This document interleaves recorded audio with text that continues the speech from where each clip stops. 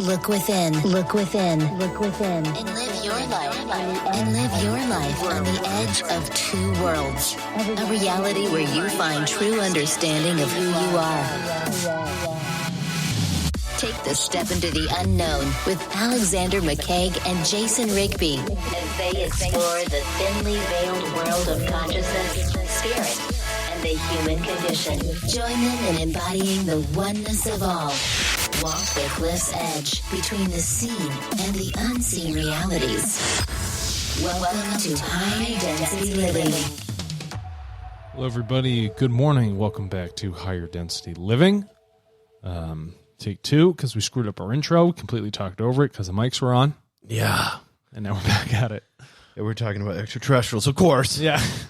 What else is there to talk about? Yeah, what else? Yeah. Yeah. I mean, it's the thing.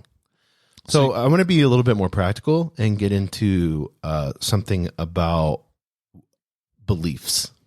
And I know you love that word. We've talked about this before, but we're going to take it from a different approach. You want to trigger me at 8:42 a.m. in the morning? Yeah, well, I'm going to trigger you. This would be great. You got coffee, so you're fine. Mm-hmm. Black Panther coffee. When something calcifies. Oh, okay. Like calcification. Mm-hmm. I wonder what the definition of that. Let's look that up. Like calcifying. You know, pineal gland can calcify. You know, they talk about that. You're like, I had a lady tell me once. She was like a yoga lady, and I don't know. She seemed kind of full of bullshit. You know how you can just recognize like spiritual people that are full of bullshit? Yeah. A lot of them are. A lot of them. She's like, do you have a calcified pineal gland? And there needs to be work done on there, you know, and all that. And it could have been true. I don't know. But I was just like. You have shin splints. These are buzzwords. Yeah. Yeah. Oh, my God. I have shin splints. But I know over time that happens automatically. I think that's part of just. It happens with age. Yeah. And a lot of it is diet induced. But calcification is the hardening as of tissue by such impregnation, and the impregnation is calcium or calcium salt, as with calcium carbonate. So it's a slow How do you say that word? Slow impregnation. Yeah. So it's just slow crystal deposits over time until it builds up a mass. Yeah, and so I was thinking of calcification for your belief system. Oh, how it just slowly happens as you're believing in this. False narrative. You're impregnating your consciousness with false narrative. And then it begins to calcify, and then you just don't evolve. No, you don't, because there's no flexibility in your tissue anymore. It can't grow or expand. When you calcify, you limit the size. Can't go beyond that. It creates a crystalline structure that then becomes limited, right? Yeah, no, and I want to get real practical with this because I think it's really important. And I was listening to a podcast, and this singer was talking about this. He's like, a lot of depression comes from, because he was a real depressed singer, very creative. He said a lot of depression comes from when you have an end goal. And so you're like, well, I need to become a millionaire, or I need to become the CEO, or I need to do this and this. So then there's an end goal, and then you reach that end goal, and it's like, okay, I'm done. You know, it's like I need to join the NBA, and then you get into the NBA, and then you get injured or hurt, and then I have no identity now. There's nothing. You know, my whole life since I was 6 years old, I wanted to be in the NBA. I went there. You impregnated your decisions, your life path to one end goal or benchmark, and then once you've achieved it, well, how you blast out of your calcification? You've hardened your world to this very narrow, limited perspective of what you think you need to be or achieve, and then how are you gonna get outside of that? How do you crack this hard calcified shell of belief that you thought was necessary, but when you got there and you achieved it, you're like, what? Is there anything more? What else am I supposed to do? I've never thought about anything else because my belief has limited my perspective to consider other options. Yeah, well, it's the same with religion or whatever. But what he was saying, and I thought this was really cool, he said, I've gotten to the point in my life, and this was like revolutionary for me to think about this. He's like, I only want to do things that don't have an end goal. Like you would exercise. The reason you exercise is to take care of yourself physically. And they've said the greatest thing that you can do once you're past 60 years old, more than eating good, more than anything else, is resistance training. Like that's where people like they break hips and stuff like that, you know? So, you know, they said it extends your life by up to 30% just by resistance training. Because you won't break a hip. Yeah. You actually, it allows your body to adapt those micro adjustments because resistance training is like bands and stuff. Yeah. So it's about dealing with Weights, those balance, bands, anything whatever, like yeah. that. So that if you don't fall, you don't end up in the hospital, you don't end up getting an infection. Yeah, it's going to increase by 30%. It's not the band itself. Right. It's the fact that you've gotten rid of the calcification, you've increased Right. mobility. It's the increase in flexibility and, what do you call it? Balance. Right. Just your natural balance. All those things become enhanced and you maintain it with age. But it's like, like in your hobby. My hobby. And it's interesting because whenever you talk to people that are in your hobby that you do, they use the words they say, I am a climber. Yeah. You see what I'm saying? They're identifying who they are by the action that they do. And it's not an end goal. It's like, there's too much to climb. There's Like way too much to climb. the guy, who is it? The guy, Arnold. yeah, there's another guy. He's in his 60s and he's still climbing like crazy and in super good shape. Yeah. Oh, fuck. I know who this guy is. He's a business leader. He's written, I think it's Jim Collins or something like that. Good to Great, the book. He climbs? Yeah, I think it's him. We should make sure, but see if Jim Collins is a climber. But Let's see. he's old. That book was brought in them. Yeah. Jim Collins hitting the wall. Yeah. Huh. So, but I mean, he's in great shape. He lives in Utah, I think. Yeah, he's in fantastic shape. I'm looking at photos of him. Yeah. When somebody, it's my hobby for sure. But I don't say I am a rock climber. I just say I rock climb. Right. I don't really. But there's no end goal for that. It's like, you're not going to say, well, I climbed the Himalayas and I'm done. No, it's not. When I go out and do Everest, that's not it. Right. That's where it starts. Yeah. You know what I mean? Exactly. That's the beginning. My legs are tingling just saying that. That's where it begins. But after that, I mean, you can't say, "Oh, that's I've reached the top. That's the peak." Yeah, maybe tall, but it does not stop. But there. what if we had goals that, it's like Turtle. It's like there's so much to do. We could never say, well, we're going to do this and then we're done. Yeah, goal 1, 7.5 billion people. Until everyone signs up in the universe. Goal 1, 7.5 billion. Goal 2, nobody's dying because of going hungry. Yeah. 3, we solve the big 7 issues through data. That's a lifetime. There's no end goal. Work. No, it's a lifetime of work. Yeah. So, and I think that is so important when it becomes to you walking this road. I was listening to a neuroscientist and he was talking about dopamine.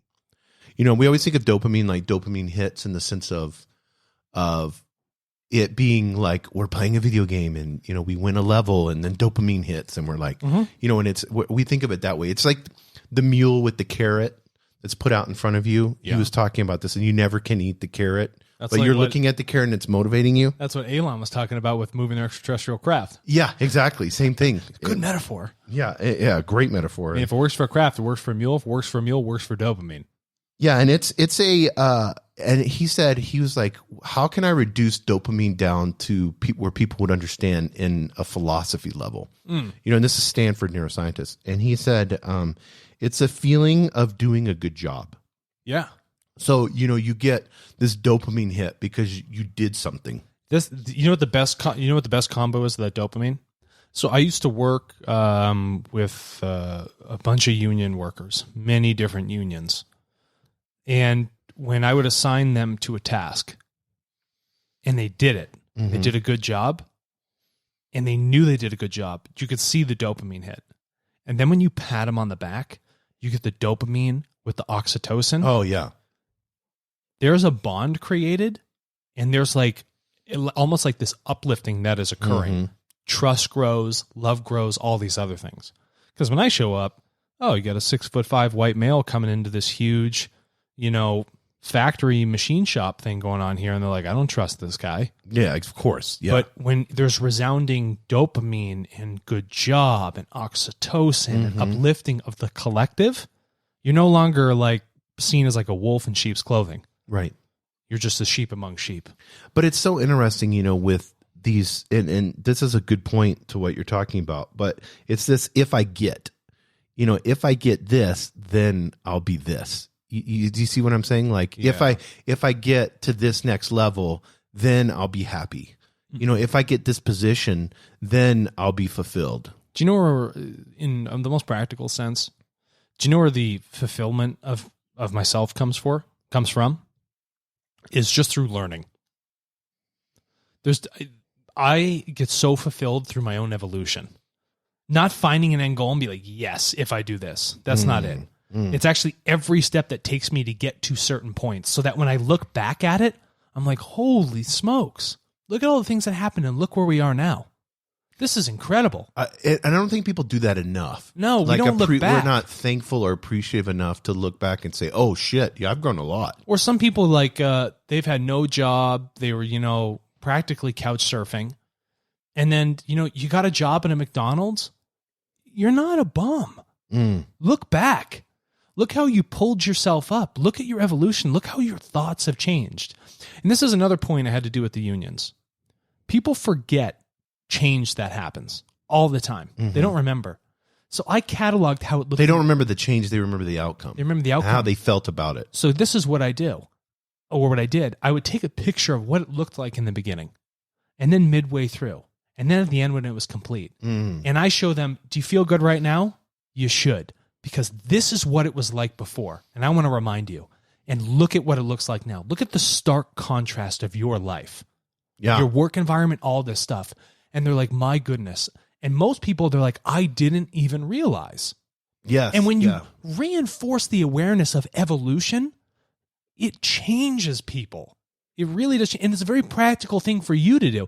This is why journaling is fundamentally so important, because it affords you to take a step to say, I'm going to time log my thoughts and events in my life. Okay. Or even your dreams. I'm going to put this here. And then as I go into the future, I can look back to how I was thinking. What were my thoughts? Because most thoughts, some are new, but most of them aren't novel. You continually repeat those thoughts. But the thoughts, see, you're being self-aware, because this is what this neuroscientist was saying, and it was so cool, and this is why I wanted to bring this up and talk about this, was we're basically drugging ourselves.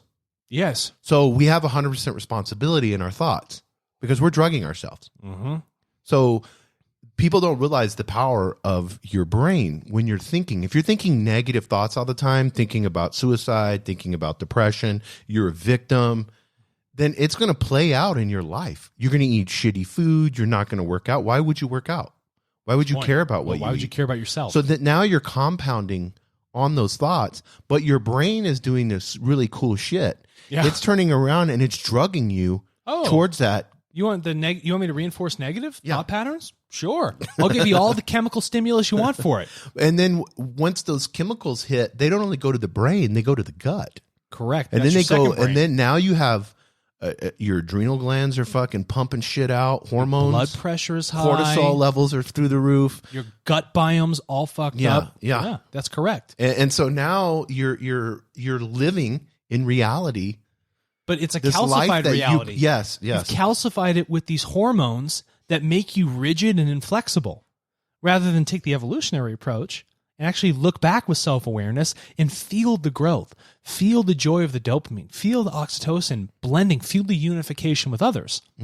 Have a good diet so your pineal gland doesn't calcify or other aspects of your body.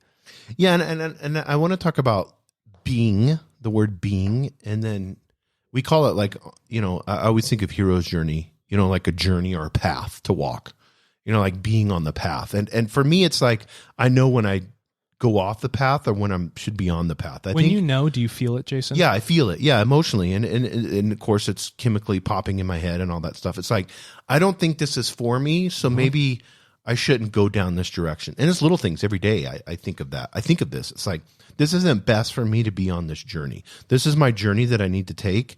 Doing this right now is not, it may not be bad, like in the sense of a moralistic thing. Yeah. But it's just not best for me in the direction that I need to go. Somebody asked me the other day, like, you want to come do shrooms with us at a park?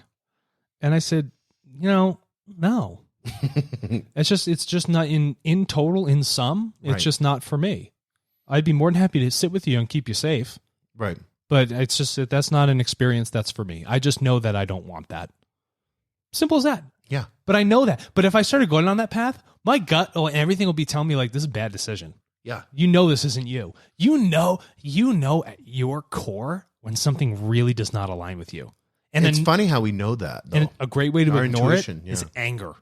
Anger will override that like just complete illogical, like all this stuff, and you will not end up listening to yourself. Anger blinds your intuition, just blinds it completely. You know, so that's why you're like, well, how did, you know, people that are angry all the time can't really feel what's the right thing for them to do. They don't know themselves. They hate others. They hate themselves. It's just like this weird compounding mess. Right. It's like more heroin, more heroin, more heroin. And then what you find, you're spiraling. Nothing good can actually come from that. It's like the angry guy that's sitting at the bar. It's freaking hot just here. Drinking all the time. Yeah. Oh yeah, you got a sweatshirt on. No, go ahead. That's just drinking all the time. That's saying, what are you looking at? You know, he's just always picking a fight. You know what I mean? Well, because he judges so many people Yeah. that he thinks he's being judged all the time. When I could just be sitting there in a totally objective sense, and I'm just observing. You know, it's a tough thing, and I've gotten in this conversation before. I will observe people and make statements of observation that are they're critical because I'm very detail oriented, Right. and I look at many aspects, and I'm not judging. There's no judgment. Okay, what I am observing: yes, you're a doctor. Yes, you're overweight. Yes, you are smoking. Yes, you have a bad attitude towards someone and many other people. I'm not being negative towards life. Right. I'm just looking at what this individual is actually doing in an objective you sense. have to. It's not judging somebody. It's just, do I want to align with this person or not? Yeah. This person's asking me to go do this, but their evolutionary path is not in alignment with my path. No, and so I'm nice to them, but I'm not say you're going a to. bad person. I have limited time on this universe Yeah, in this little meat suit. in this meat suit. Yeah, So I don't want to waste it. Mm. So it's nothing against the person. And- I get that all the time. People are always wanting to hang out. I'm like, I'm No. kind of, some people I'll hang out if I feel like it's going to be like fun but it's not taking me away from my path. No. You know what I mean? And being objectively critical doesn't mean you have to judge people. Yeah. Critical is just saying I am recognizing cause and effect at a very expanded level, right? And then when I'm being objective, I'm looking at the facts of observation that are right in front of me. But I'm not judging the person to say they're a bad person, they're a bad parent, they're this, they're that. That's not what I'm doing. I'm saying I'm just objective. But for some people, when they hear that, they think it's so negative and critical. It's like, no, actually me watching these people help me learn and also understand how I should be interacting with them. And what part of that person is also a part of me. Yeah, I like that. Yeah, there's two things that I want to talk about this in this being on the path. One is a plastic perfectionism, and we see that online. Plastic perfectionism, like plastic surgery, or Well, like social media. I'm like just talking contouring our like faces, in like general, like plastic, where it's fake. It's this fake perfectionism, and so everybody is living towards. They've given their soul, let's say, in an old religious terminology, they've given their soul to this idea of what No, that's correct. perfectionism. Society's created this plastic perfectionism. That's their ego. Yeah, exactly. And then you have the other sense, especially you see this with toxic masculinity, and we had shows on this. Is this false stoicism? Now, stoicism, like Marcus Aurelius and all that stuff, great stuff. You know, I went love from stoicism. slave, Yeah. All those teachings are great, but I'm saying this false stoicism, where it's like, I can't be vulnerable right now. You know, because I need to be angry, you know, and then through my anger, I can persevere through anything. Or like as a man, I can't show my emotions. Yeah, I can't cry. That's not what it is. Yeah. That's absolutely not what it is. Stoicism is about the adaptation to life itself. And adapting to life does not mean to squander or hinder your emotions, right? Or then to find this sort of, what you would say, what was it, plastic what? Perfectionism. This plastic perfectionism, which says, I'm going to put real organic life to the side, real tangible beingness, because I know you use that word, and I'm going to focus on artificial and sterile things that I can have full, complete, total control over. Yes. That's where my evolution will come from, and that's that thought. Yeah, and it's like, especially with like stoicism, to me, whenever I've studied stoicism and read like a lot of the books, and Ryan Holiday's a new writer that wrote, you know, I've never heard of him. yeah, he's wrote a bunch of new books on stoicism, kind of brought it into life You got in a Seneca modern way. over here? I think you got Seneca. Yeah, I somewhere. do. But it's this idea of to me, stoicism is just a complete acceptance of reality. Yeah, because that's how you adapt with Yes. reality. That's how you evolve. You have to accept it in yourself for what you are. But a lot of people, this plastic perfectionism, they go hand in hand because that's a different reality that I can accept and then work towards. So now I'm living this false sense of self, this false reality. I'm living in this fake matrix. You know, Ready Player One type shit. That's a great film, by the way. Yes. But that fake matrix, you really don't have to take responsibility for your actions. You think you can control and then not take responsibility.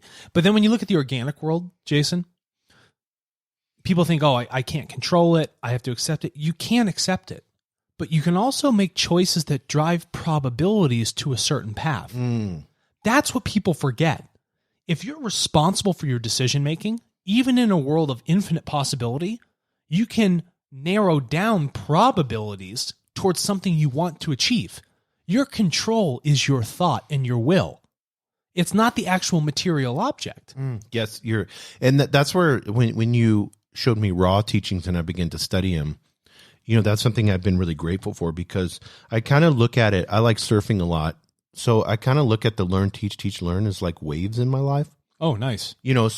But that wave that comes into my life that knocks me off the surfboard and I go underwater and I can't breathe and I get like hold your breath. Salt water in your nose. It's the worst. And I'm trying to, and you're disoriented. You don't know where Slams you you're against at. the beach. You're like, oh, yeah. And then you hop, and then finally you luckily your board's hooked to you. So you finally can pop back up and then you're like, okay, I can sit on the surfboard. Let me relax. I'm not dead. Yeah. Okay. And then, but these waves come, but when you understand the teachings of Ra, and he goes into this, and you've shared a lot this with me, they're just teaching you. That's it. It was uncomfortable, but I made it uncomfortable because of my attachment to it. Yeah. I being in the water's the water. It's just a catalyst. I chose to be in there. What's it doing? Jason, here's a catalyst. Did that work? Yeah. Nope. Learn from it. Okay, go back out there. Here's your next one. Great. Did it work? Oh, wait a minute. Actually, I stood up a little longer. If Kelly Slater was next to me, he wouldn't have done what I did. No. he'd have wrote it and be like, hey, bro, what's up? Bro, I'm just shredding the gnar right now. I'm getting pitted in this wave, right? Yeah, exactly. Shooting out the pipe on the end. He's like, are you okay? Yeah. After I pop and up I'm like, and I'm dying. I'm okay. And then before you know it, you're on a Maverick. Yeah, yeah. And you handle the Maverick catalyst. But the thing is, you don't control the wave. You learn to work with it because your solution is adaptation to nature. Well, it's this way too. If I told you have 10 years, and in these 10 years, I'm not giving you any instruction, no nothing, but in these 10 years, you have to do 3-point shooting, and you have to work at it for 2 hours a day, every single day, for 10 years. Guess what? If I came back in 10 years without you having any formal training or anything, I'd figure it out. I guarantee you would be a badass 3-point shooter. Oh, maybe not in the NBA. Who's the guy on the Warriors? But yeah. Who's the dude on the Warriors? It's all the 3 game now. Yeah. I know who you're talking about. Chris Mullin? Yeah. Is that his name? No, that's an old school. No. Come old school guy that was for Golden recent State. Warriors guy. He's always shooting threes. Oh yeah, I know who you're. I know his name. His mom is really good looking. You should look at his mom. Yeah. And his brother plays too, I think. Yeah, everybody's yelling right Everyone's now. they're always Steph Curry. Yeah, Steph Curry. Yeah, Steph Curry's just hitting threes. Yeah, okay, all day long. But that's what it is. But it's adaptation, like he said. Yeah, he's adapted the game. He said you have a higher risk and a less likely chance of actually making it into the rim, like into the hoop, right? Getting the points by going closer to the basket. If I stay in the 3, I don't have to deal with the centers. I just have to deal with the other people, right? Which is frankly a lot less. Your forwards and stuff like that aren't going to be as tall. So you have less of a restrictive window, and if I can nail threes, the game's all mine. Yeah, it's less resistance. Yeah, so I understood the catalyst of the NBA. Now I transfer over. I'm a Steph Curry the shit out of this thing. I've now adapted to the 3-point game. But I want because I want to stay here. I think this is really good and get more micro attachment to judgment. Listen, because when we're on the wave and whether we're riding the wave and we ride it perfectly and we're like, fuck yeah, I did a great job. But there's still attachment, but usually it's when we perceive it as being negative, which is not negative. It's just a learning moment. So you're out there on the surfboard. Yeah. What if I put a whale out there? Yeah. Or a seal? Or a boat? Does the wave give a shit? No. Is it going to be like, oh, it's a baby seal, I'm going to do a smaller wave? Yeah. No, it doesn't care because it doesn't judge. No. The wave acts as the wave. We are interacting with that wave. our false perception of judgment to think that, oh, nature's affecting me. Oh, the universe is against me. Oh, people are against me. Oh, I'm going to judge this person because I'm judging myself all the time. All of these things create this false, calcified matrix stimuli that truly doesn't exist. But you create this false narrative within your own mind and then frame your reality, not a true reality, but your specific reality, to this perceived idea of judgment, where all this cosmic influence and nature and other people are the ones that define your life for you. Well, have you ever gotten in trouble by putting gasoline on a fire? Do you know how many times I've thrown gasoline on I fires? know. In A couple real years sense. ago, I'm 47. I was 45 years old. I was with Pavel, and I burnt the shit out of myself trying to play. I was like, why isn't it going? Dude, I do it all the time. Let me put more gas on the fire. I do and so in I took the fireplaces. gasoline thing. I didn't know that there was a little bit of fire on the bottom of it You never because there know. was no smoke. Yeah. So I poured on there just real quick, and it's quicker than me, of course. Yeah. And it's like coming up, and so it like burns all the hair on my arm. It's amazing. Burns my eyebrows. Luckily, it didn't hurt I'm surprised it didn't hurt my eyes. And I come out there, and everybody's like laughing at me because there was this ball of flames around me. Yeah. Which is cool. I like that. People were laughing at me. I love that. Do you know how many times I've done that? Like, man, this fire's not growing fast enough. I get a cup of gasoline and I just throw it on it. But don't you think the attachment of judgment to this perceived matrix that nature's really not giving a shit about is just the gasoline on the fire? That's all it is. It's just hurting you. You're hurting yourself. You're burning you're singeing your hair off. For no reason. You're burning your hand and you don't need to. No, because, and it's so beautiful when you look at it. You know, I have that statement that I love from Cameron Haynes. Nobody cares, work harder. I even have a t-shirt on it. I love it. And it's a positive statement. It's not a negative statement but it's like, I want to make another one, you know, like nature doesn't care, you know, work harder or something. Nature doesn't care, adapt faster. Yeah, adapt faster. Yeah, that's a great one. Yeah, we'll have to do an HDL t-shirt on that. Writing that down. Yeah. Nature doesn't care, adapt faster. But Yeah. keep going. But it's this whole idea of thinking that we're the center of the universe and everything revolves around us when nothing does. Not one thing. We're such a small that microbe that lives on that granite rock here in the Sandia Mountains is no different than me. No, it really isn't. Does it carry the same creational force of energy? Yeah, it does. You know, the universe doesn't revolve around you. You revolve around this planet. The planet revolves around the sun. The sun revolves around this local solar center. The solar center revolves around our galaxy. This galaxy goes around the center of our universe. And how many universes are there? You don't revolve around shit. Yeah. There's so many human species. You are not the center of anything. No. The only thing you're the center of is your own mind. Yeah, and our thoughts. Apart from that, nothing else. But when you recognize it, it's so freeing. But I want to close in this because I think we're coming up on time. Is the greatest desire for man seems like, if you look at all of us, is this idea of feeling seen and understood. This feeling of that, like if you really think about, like, I go on Instagram a lot. You know, I just like looking at pictures and shit like that. But it's like that every time I go on there, it's like people are looking at me and like, see me, give me more, I want more likes, you know. And then, but it's more than just being seen. We want to be seen, but we also want to be understood. Because even when you look at people that are extremely famous, they'll always say that, like, you know, Brad Pitt talked about that. You know, I mean, he's probably one of the most famous people. He's like, I'm not that movie character. Yeah. You know what I mean? But people think I am. Like Clint Eastwood's totally different. He's a jazz player, you know, I mean, loves jazz music. He's not the cowboy that we think smoking on a spaghetti western, smoking the cigarette, you know. He's not that guy, even though we make him out to be that way. So being understood or feeling seen is, I think, that desire in us is false, because I think it's the ability, and like I said, we'll close on this. I think it's the ability of not trusting ourselves. You don't trust yourself because you don't trust your relationship to creation itself. You are already understood because you're alive. You're an entity. That's the greatest amount of understanding you would ever need. And once you understand that oneness, there's nothing left to be seen or understood or felt. Yeah, you don't have to. Why do I need to be seen? That's ego. It's all ego. So it's not, there's so much more, because now I'm doing things to be seen, or I'm doing things to be understood, or I'm doing things not to better humanity and be in service to others. I'm doing things all narcissistic, you know what I mean, in a narcissistic way. To reinforce my calcification of my pineal gland. Look within, look within, look within, and live your life on the edge of two worlds. A reality where you find true understanding of who you are. The learning is done. Become the teacher in embodying the oneness of all. Walk the cliff's edge between the seen and the unseen realities. Become a higher density being. Please go to www.higherdensityliving.com.